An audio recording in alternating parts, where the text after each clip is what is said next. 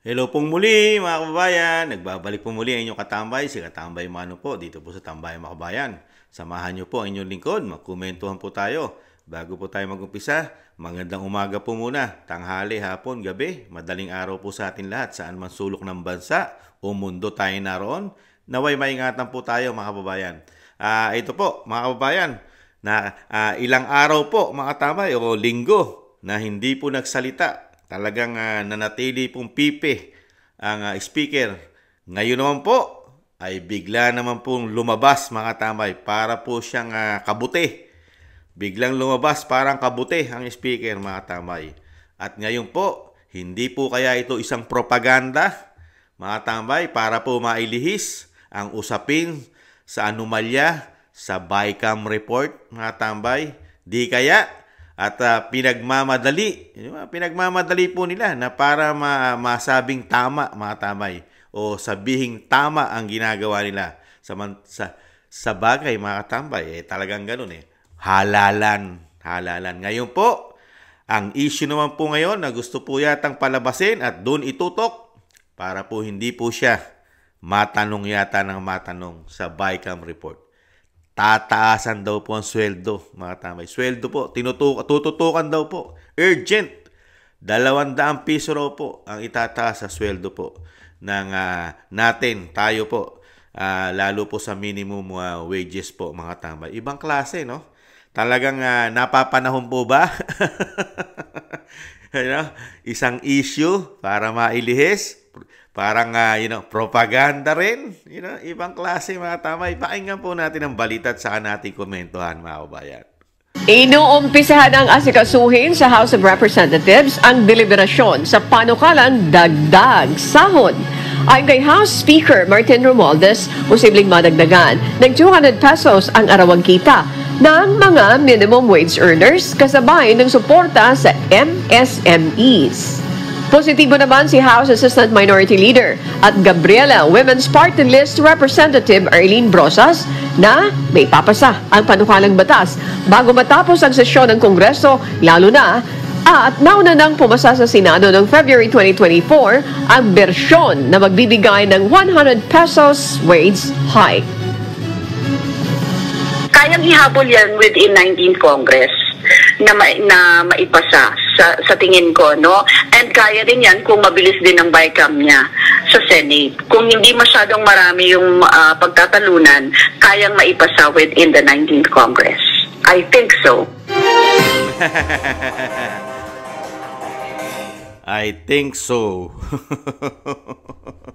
Yung 100 nga pong proposal o propose ng Senado ay nung last year pa po yun, February, isang taon na po. Matatapos. February na po tayo, malapit na po mga kababayan. Ngayon, yung 100 nga po, nabalaho na, natabunan na. Ngayon, 200 piso pa. Magugustuhan kaya ito ng mga oligarko? Karamihan po sa kanila ay oligarko rin. Di kaya?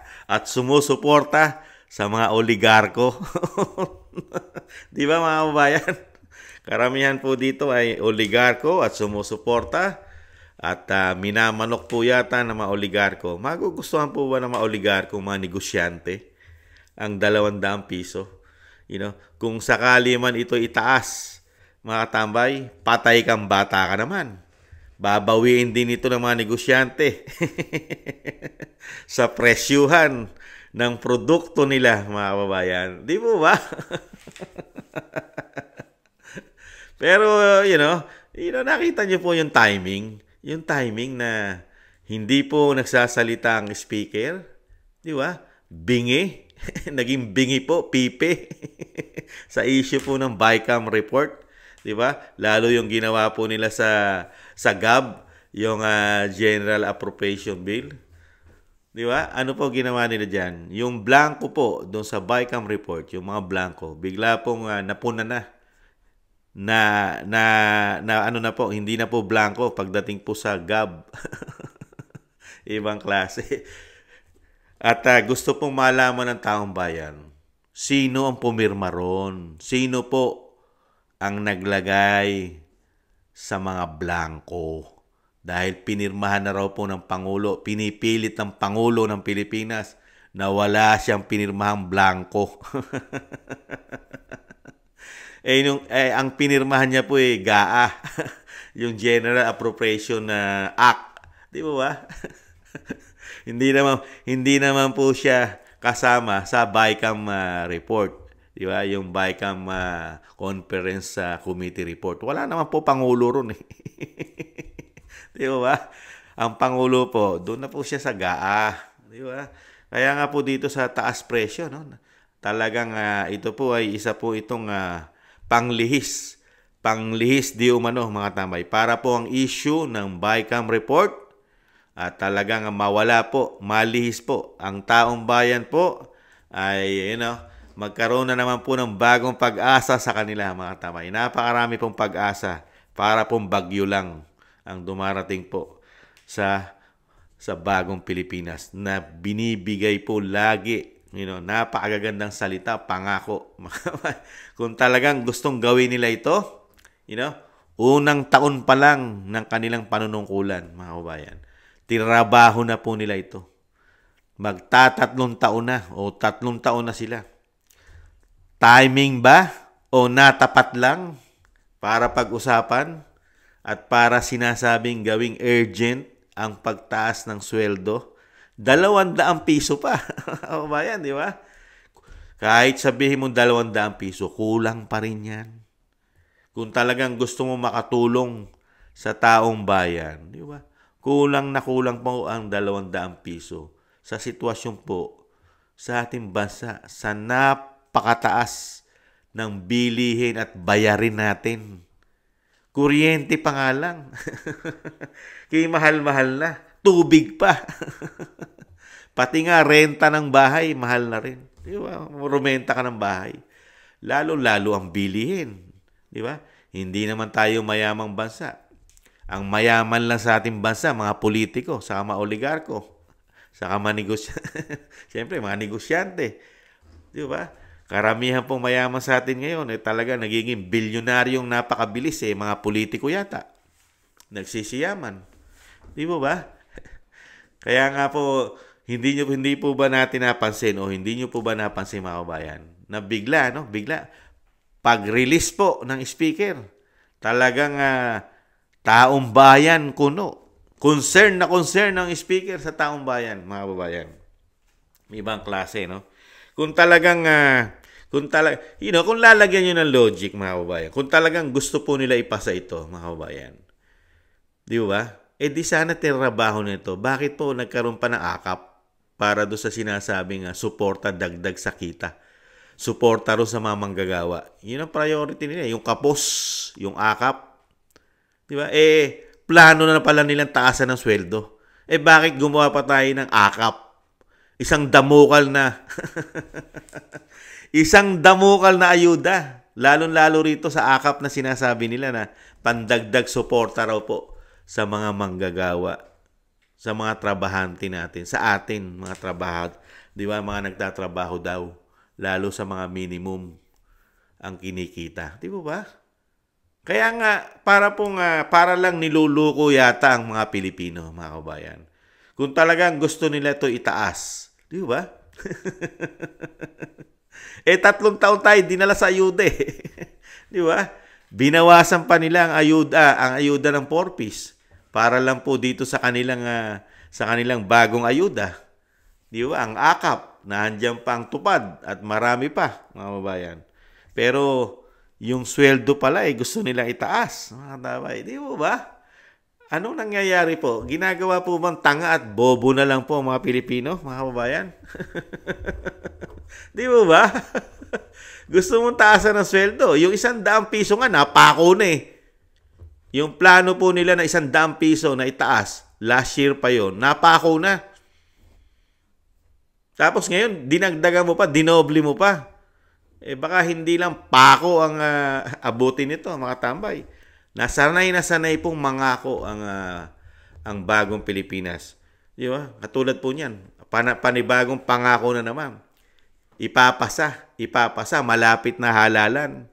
Di ba? Di ipasa nyo. Mas maganda ipasa nyo. Kahit yan ipasa nyo, dahil yan hindi po yan pangit, maganda po yan sa mga manggagawa, nakakarampot ang kinikita. Ipasa nyo. Kailangan ng taong bayan yan, pero hindi pa rin makakalimutan ng taong bayan ang ginagawa nyo sa aming pera. Nakatatak na po sa isip namin yan. Yung ginawa nyo po, 2 tao lang o mahigit sa 2 tao ang kumukontrol ng pera ng Pilipino. Dito po sa Kamara at Senado, magkasama po yata sila. At hindi makakalimutan ng tao ang ginawa nyo sa BICAM report. Napakaraming blanco. Hindi makakalimutan ng tao yan, lalo sa botohan. Di ba? At hindi makakalimutan ng tao ang pinaggagawa nyo ng 3 taon, lalo sa aming kaperahan. Di po ba? At kung sinasabi nyo, napakagaling nyo dahil nga po itataas nyo na sweldo namin. Unang-una, trabaho nyo yan. Trabaho nyo yan. Gumawa ng batas para sa makakatulong sa taong bayan. Di po ba? Kaya lang, kaya lang kayo nagpupursigi ngayon. Itong mga politiko, porsigido kasi nasa kumunoy sila ngayon. Lubog na sila sa kumunoy, lalo ang speaker. Lahat ng sinabi ng Vice President ay totoo. Nabunyag sila. Hindi nagsisinungaling ang Vice President. Nung sabihin ng Vice President, nakontrolado nila pagdating po sa ating pera. Kontrolado nila ang numero. Nakita niyo po, nawawala ang numero, blanco. Tapos biglang sa isang iglap, nagkaroon ng numero ang blanco. Di kontrolado nila. Tama. 100% tama ang sinabi ng Vice President sa kanila. Sila ang may control.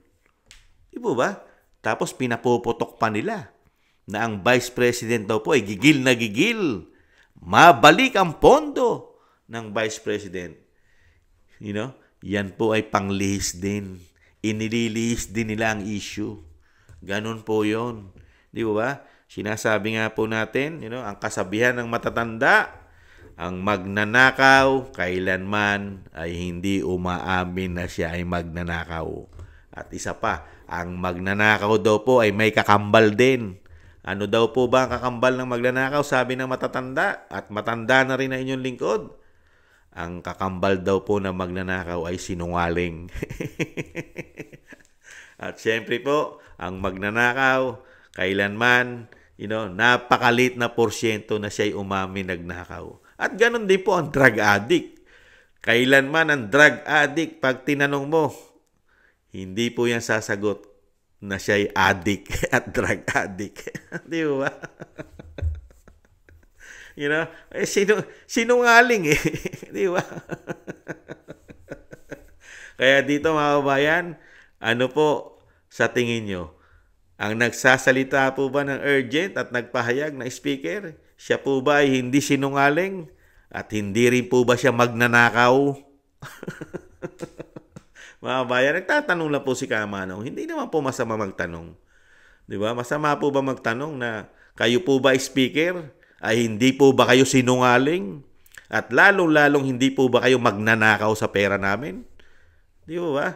Ngayon, dadalhin nyo po kami sa pagtaas ng sweldo. Unbelievable.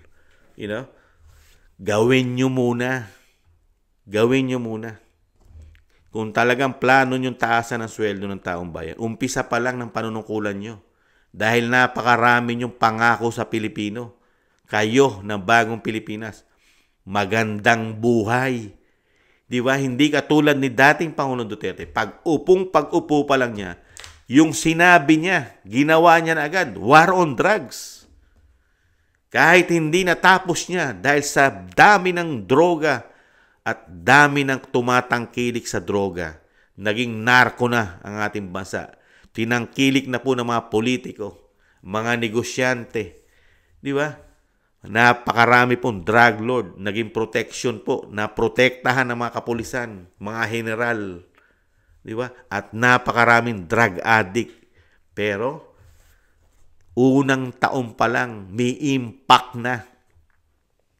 Pero ang bagong Pilipinas, ano po ang impact na binigay sa atin sa unang taon? Mga kababayan, nagbalikan po ang mga dilaw yata, liberal yata, at karamihan po ng pink yata. Nagbalikan ng mga sumusuporta sa CPP, NPA, NDF. Magkakasama na po yata sila. Yung po ang una natin natuklasan. Yung po ang impact. Yung mga karamihang na-shoot sa inidoro at sinusuka na ng taong bayan na pagkikita na po natin ngayon sa bagong Pilipinas, mga kabayan. Yun ang malaking impact. At ang pinakamalaking impact na binigay sa atin, ang ating mga kaperahan. Kinontrol. Kinontrol. Kontrolado nilang kunin, ilipat. Yan po ang napakalaking impact na ginawa po sa atin. Ibang-iba po ang impact na binigay ng dating Pangulong Duterte sa mga Pilipino. Ngayon, puro pera, puro paninira. Yan po ang binigay po sa atin na priority nila. Pamumulitika, pabagsakin ng mga Duterte. Tapos ngayon, dadalin tayo sa 200 pisong pagtaas ng kita ng Pilipino. Paano tataas ang sweldo ng mga Pilipino kung wala ka namang trabahong maibigay? Nonsense pa rin, di po ba? Trabaho, kulang na kulang. Kaya nga isang damukal na ayuda ang pamimigay natin dahil walang trabaho ang mga Pilipino. Di po ba? Hindi natin tinantanan ng ayuda. Isang damukal na 4-piece. Meron pang tupad. Meron pang akap. Dahil nga walang halos trabaho ang mga Pilipino. Mahigit 100 milyon na tayo. Di po ba? Kaya ngayon itataas mo ang sweldo ni hindi pa nga nangyayari na maparami natin ang ating trabaho. Di ba? Kung talagang kayo ay lingkod bayan, speaker, kung talaga po kayo nagmamahal sa Pilipino, dapat po inumpisahan nyo sabay. Sabay. Maaga pa lang, impact na. Taas ang sweldo, napakaraming pinuproduce na trabaho ang ating gobyerno. Di po ba?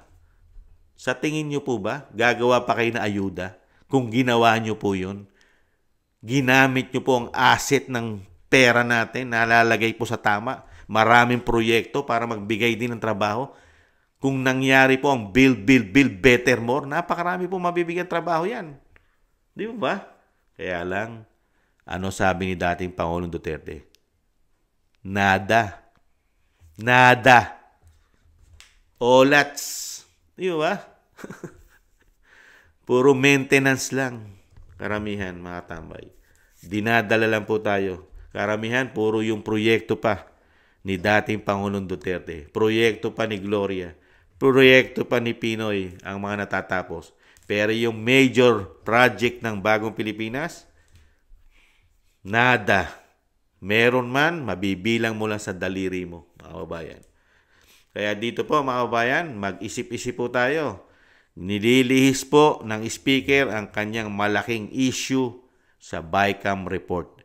Nililihis po, dinadala po rito para po maging maganda at mabango. Yata siya dahil pera po ang pinag-uusapan dito, sweldo ng taong bayan, mga kababayan. Pero mag-isip-isip po tayo, mga kababayan.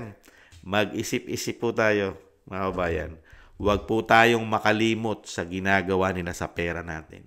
Para lang dito sa 200 pesos na pangako, promise, gagawin pa lang. Kung hindi pa nagkaroon ng malaking issue sila sa BICAM report, mga katamay, yung 100 piso na tabunan na 1 taon. Yung sinasabi nilang urgent. Ngayon, dinoble pa. Di ba? Hindi ba nagmumukha silang tangat gago na?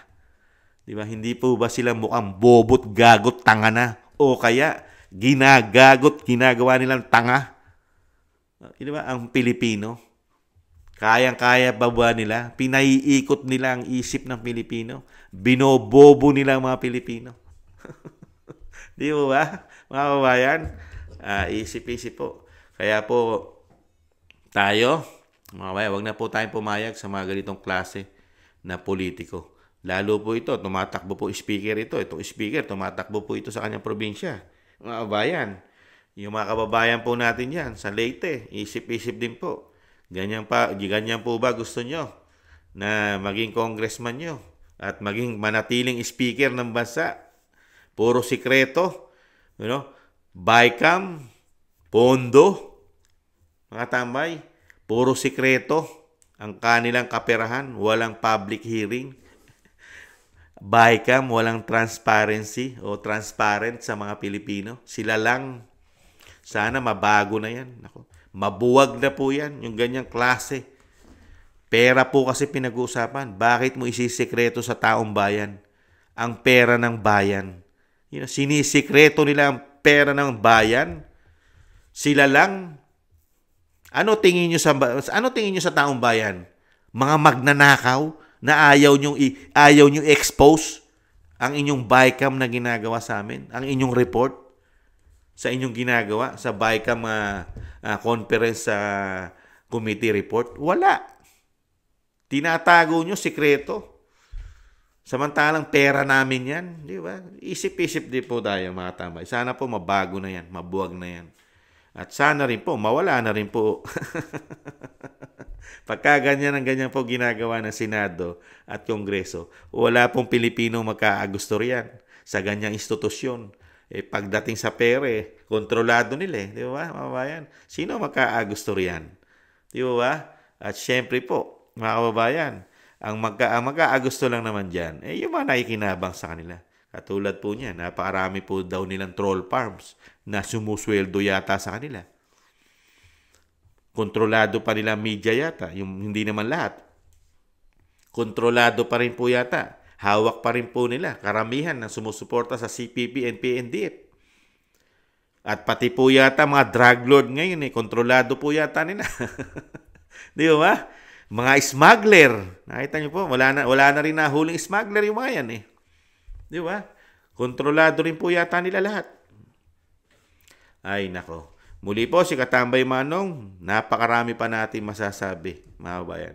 Hindi mauubos at hindi matatapos ang araw na wala tayong sasabihin sa kanila, mga kabayan. Sa dami po ng binigay nila ng 3 taon sa atin, mga katambay, na paglilingkod daw. Muli po, si Katambay Manong, huwag na po tayong magpabudol muli sa kanilang mga kabayan. Mapakahusay lang po nila sa salita. Di ba? Tingnan po natin sila sa gawa, hindi sa salita. Maraming salamat po sa gusto po ng Tambayang Makabayan sa YouTube at TikTok. At ganun din po sa mga nagla-like, share, comment, mga tambay. Maraming salamat po, mga tambay. At siyempre po, sa mga nagsusubscribe, thank you po, mga kabayan. Sa muli po, ingatan nawa. Paalam. Bye-bye.